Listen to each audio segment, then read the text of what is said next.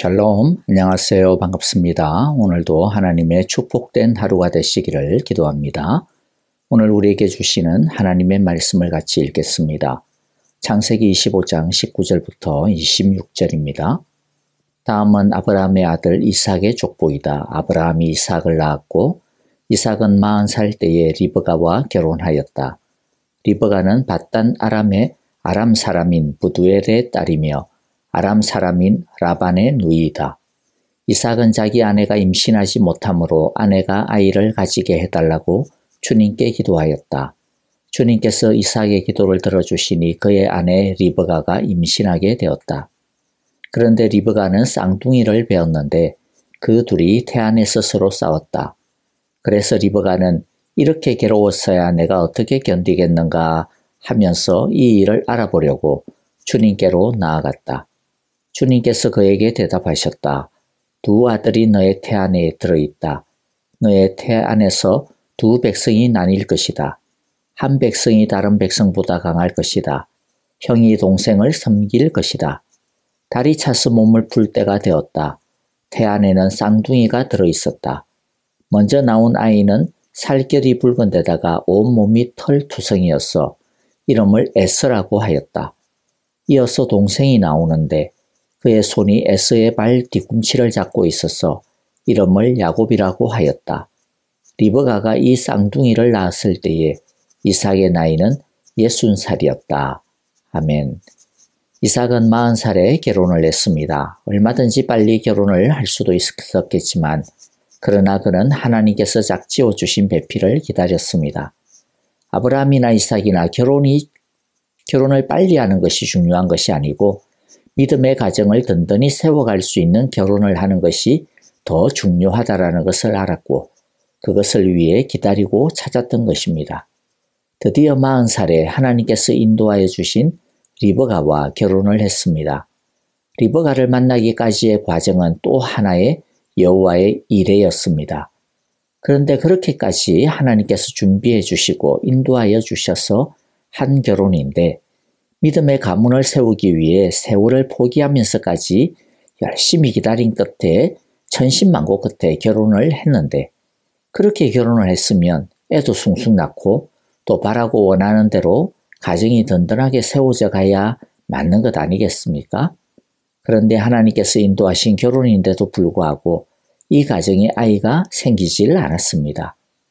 40의 늦은 나이에 결혼을 했기 때문에 하루라도 빨리 아들을 봐서 믿음의 대를 이어가야 하는데 20년이 지나기까지 아이가 없었습니다.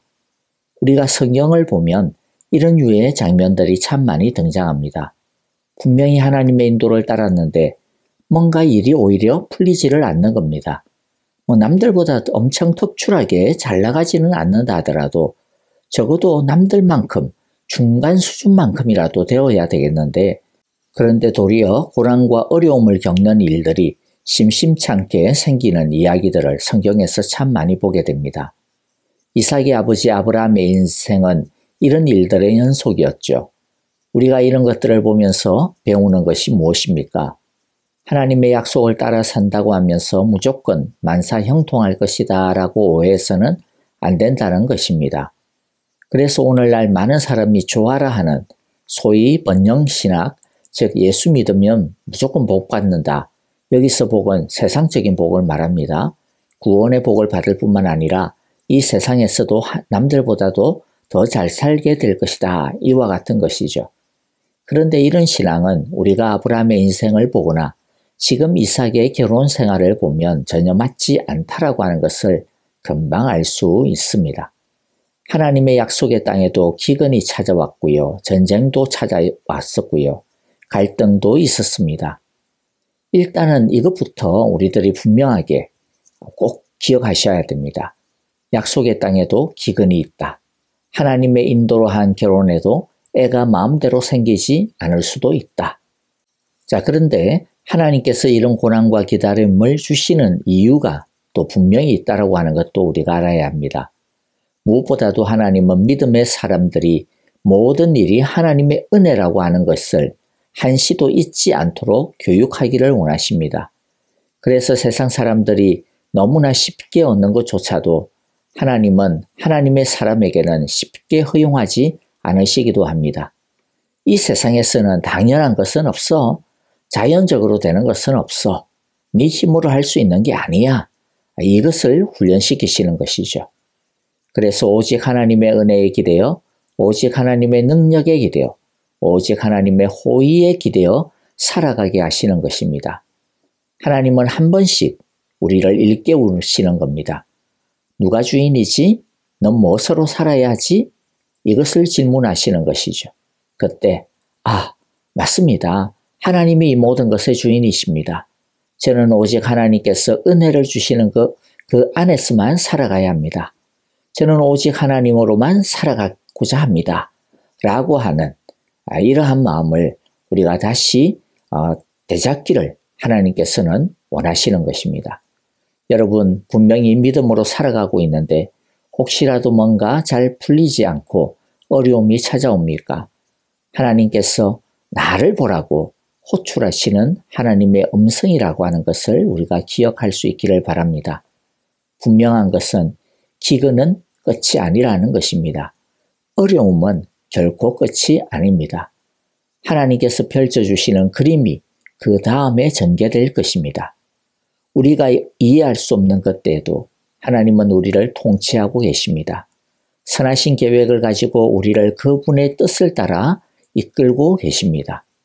좋으신 하나님을 신뢰하고 그분만을 바라보며 그분의 손을 꼭 잡고 한 걸음 한 걸음 전진할 수 있게 되기를 간절히 기도하고 축복합니다.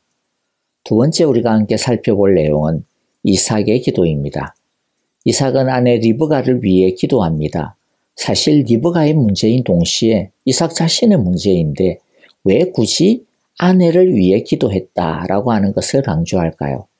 그것은 당시의 관점에서 보면 아이를 낳지 못하는 것이 아내의 여자의 흠으로 여겼기 때문입니다. 오늘날의 관점에서 보면 말도 안 되는 논리이지만은요, 당시에는 이스라엘뿐만 아니라 세상 어느 곳에서나 우리나라도 마찬가지였지 않습니까? 모두가 다 아내의 흠이고 수치였습니다. 그래서 이삭은 사랑하는 아내 리브가를 위해 아내 리브가가 당하고 있는 그 마음의 괴로움과 수치를 없애달라고 아이를 낳게 해달라고 하나님께 간절하게 기도합니다. 그런데 여기서 또 주목할 것이 있는데 그것은 하나님의 약속에 따르면 이삭은 리브가는 반드시 아이를 낳을 수밖에 없습니다. 하나님께서 아브라함에게 주신 약속이 바로 그것이기 때문이죠. 이삭을 통해 많은 민족이 나오게 하겠다라고 했습니다. 그러니까 어쨌든 이삭은 아이를 낳을 수밖에 없어요. 그게 기정사실입니다. 자, 그런데 이삭은 아이를 낳게 해달라고 기도합니다. 여러분, 이삭의 이 기도가 어떤 의미가 있는 것 같습니까? 이삭은 여호와 이레의 신앙, 즉 하나님께서 준비하신다라고 하는 신앙이 머리부터 발끝까지 각인되어져 있는 사람입니다. 그러면 하나님께서 20년 동안 주시지 않고 있기는 하지만은 어련히 알아서 하나님의 때에 하나님의 방식으로 주시겠지. 나도 아버지가 100세에 낳았는데 하나님께서 알아서 하시겠지. 이렇게 하고 느긋하게 기다리고 있어야 올바른 것이 아닐까요? 혹시 여러분들 이렇게 생각을 해보신 적은 없으신가 모르겠습니다. 또 이런 생각 말이죠. 이삭이 하나님의 약속을 철저하게 믿었다면 굳이 기도할 필요가 있었을까? 지금 이삭이 아이를 낳게 해달라고 기도하고 있는 이것은 도리어 하나님의 약속을 신뢰하지 못하고 있는 모습은 아닐까라고 봐야죠. 결론부터 말씀드리면 이삭의 기도는 믿음이 없는 것도 아니고 하나님을 신뢰하지 못하고 안달해야 하는 모습도 아닙니다. 오히려 이삭은 하나님의 약속을 신뢰하기 때문에 기도하고 있는 것입니다. 이때의 기도는 달라고 떼쓰는 행위가 아니라 하나님, 제가 하나님만을 바라봅니다. 제가 하나님의 약속을 붙듭니다. 저는 인간이라 쉽게 흔들립니다. 흔들리는 제 마음을, 제 믿음을 하나님께 집중시킵니다. 고정시킵니다. 당신의 인도하심에 제 걸음을 맞추어 걸어가게 해주소서. 하나님의 이끄심에 의지하겠습니다. 라고 흔들릴 수 있는 자신을 하나님의 약속에 정박시키는 행위인 것입니다. 우리는 하나님의 약속을 신뢰하기 때문에 기도 안 하면 안 되는 것이고요. 하나님의 약속을 신뢰하기 때문에 오히려 더 확신을 가지고 기도해야 하고 또 기도할 수 있습니다. 우리가 기도하는 이유는 하나님이 안 줄까 봐, 하나님이 우리를 이상하게 다루실까 봐 두려워서 제발 하나님 살려주세요 하고 기도하는 것이 아닙니다. 그렇게 염려하고 걱정하면서 기도하는 것은 이방 사람들이나 하는 것이라고 예수님은 말씀하셨습니다. 믿음에도 불구하고 기도하는 이유는 기도해야만 우리의 중심과 시선과 마음을 하나님께 고정시킬 수가 있기 때문입니다. 기도하지 않으면 우리는 우리 생각과 계획이 막 살아나서 금세 우리 마음대로 살아가게 됩니다. 우리가 이렇게 약하고 간사한 존재입니다. 그래서 하나님은 우리를 선하신 길로 하고 있지만은 우리에게 기도하라고 하십니다. 그래야 우리가 구경뿐이 아니라 선수가 될 수 있기 때문입니다. 자, 이제 세 번째 우리가 살펴볼 내용은요, 하나님의 선택입니다. 하나님의 은혜를 베푸셔서 리브가가 임신을 하게 되었습니다. 그런데 태동을 느끼기 시작하면서부터 리브가의 뱃속은 난리가 나기 시작을 했습니다. 보통 임신한 사람들과는 너무나 다르게 요란했습니다. 하나님 왜 이런 겁니까? 라고 리브가가 하나님께 물었는데요. 그때 주님께서 그에게 대답하십니다. 두 민족이 너의 태 안에 들어있다. 너의 태 안에서 두 백성이 나뉠 것이다. 한 백성이 다른 백성보다 강할 것이다. 형이 동생을 섬길 것이다. 즉 하나님이 동생 야곱을 축복의 후계자로 선택하셨다라는 겁니다. 당시에는 장자 우선권이 확실한 시대였는데 그러나 하나님은 그런 논리를 자주 깨트리십니다. 하나님의 나라는 그런 것에 의하는 것이 아니라 철저하게 하나님의 주권적인 뜻에 따르는 것임을 강조하여 보여주시는 것입니다. 선택에 있어서 두 가지만 간단하게 좀 짚고 마무리하고자 합니다. 첫 번째 우리가 분명히 알아야 하는 것은 어느 누구도 하나님의 선택을 받을 자격이 있는 사람은 아무도 없다라고 하는 겁니다. 야곱이 더 특출한 자격이 있어서 야곱을 축복의 계승자로 선택하신 것이 아닙니다. 야곱이나 에서나 모두가 자격이 없기는 매 한 가지입니다. 오직 하나님의 전적인 주권적인 선택입니다.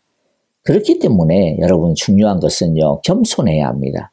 자격이 없는데도 선택을 받았으니 자랑할 것이 하나도 없습니다. 오직 겸손해야 합니다. 오직 이해가 안 되는 하나님의 은혜를 그저 받았기 때문입니다. 두 번째, 하나님의 축복의 길이, 하나님의 축복의 방식이 다를 뿐이다. 그 길에 순종할 따름이다 라고 하는 것을 우리가 배워야 하겠습니다. 하나님은 야곱을 이 가정의 제사장으로 세우시고 에서는 야곱의 다스림을 통해 받음으로써 하나님의 축복을 받도록 그렇게 디자인하셨습니다. 야곱을 세우고 에서를 야곱 밑에다 두었다고 해서 하나님이 에서를 버린 것이냐? 그런 것이 아닙니다. 서로 역할과 길이 다를 뿐입니다. 하나님은 야곱을 통해 에서가 축복을 받도록 설계하신 것입니다. 또 하나님은 야곱은 에서를 섬기는 것을 통해 축복을 받도록 계획하셨습니다. 그런데 안타깝고 불행하게도 에서도 야곱도 이 하나님의 계획과 의도를 전혀 이해하지 못하고 그저 자기 마음과 생각을 고집피우다가 서로 불행해지고 맙니다. 에서의 믿음은 무엇으로 나타날까요? 하나님의 이 계획을 수용하고 야곱을 섬기는 것이 에서가 보일 믿음입니다. 야곱이 자신이 잘나서 하나님이 장자의 축복을 주신 것이 아니고 에서를 축복하라고 하나님께서 자신을 대표자로 세우신 것을 믿고 겸손하게 믿음의 계승을 이루고 에서를 축복하는 것이 야곱이 보일 믿음인 것입니다. 우리는 우리의 것을 하나님께 고집을 피우고 그러면 안 됩니다. 하나님의 뜻을 순종하는 것, 그것이 우리가 보일 하나님의 선택에 대한 믿음의 반응입니다.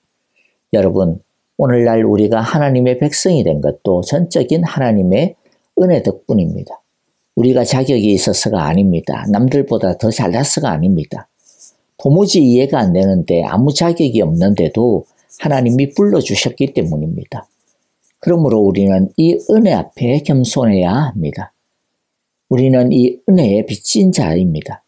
그러므로 우리의 목숨과 삶은 주님의 것이 아니라 하나님의 것이라고 하는 것을 꼭 기억해야겠습니다. 하나님이 우리를 선택하여 주신 것은 우리의 에서를 축복하게 하기 위해서입니다. 복의 근원이, 복의 통로가, 복의 복덩어리로 부르셨음을 기억하며 우리를 통해 하나님의 축복이 막힘이 없이 나갈 수 있기를 위해 기도하기를 바랍니다. 그리스도인의 축복의 메커니즘은 남을 축복함으로써 하나님의 축복을 받는 것입니다. 자신의 에서를 섬김으로 하나님의 축복을 받는 우리 모두가 되시기를 간절히 기도하고 축복합니다. 우리 함께 오늘 말씀 마음에 새기면서요. 우리 기도하면서 우리 하나님 앞에 기도했으면 좋겠습니다. 특별히 우리 아프신 성도님들 많이 계신데요. 이진구 집사님 항암치료 잘 건강하게 잘 마무리 받을 수 있게 해주시고 깨끗하게 나음을 있게 해달라고 기도해 주시고요. 그리고 우리 서승자 권사님도 오른쪽 뼈 잘 아물고 또 잘 붙게 해주시고 또 그동안도 하나님의 평화 가운데 지내게 해주소서라고 기도해 주시고요. 여러분 우리 선교사님들을 위해 기도할 때 IT를 위해서 기도해 주시기를 바라고요. 또 우크라이나의 평화를 위해서도 기도해 주시기를 바랍니다.